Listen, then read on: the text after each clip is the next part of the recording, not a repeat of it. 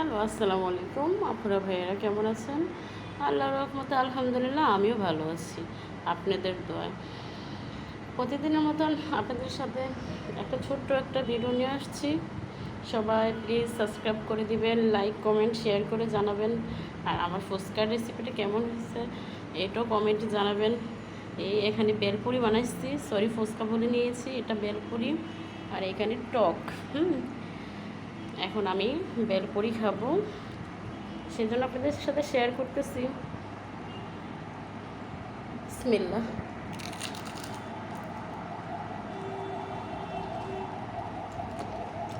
দেখেন কেমন লোভনীয়, সেই স্বাদ।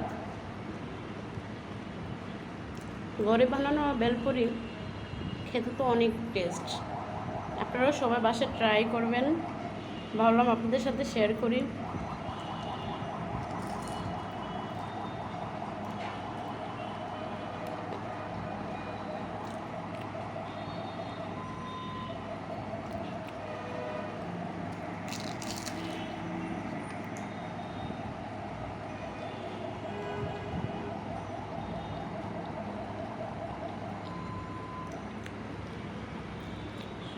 ইয়াম্মি।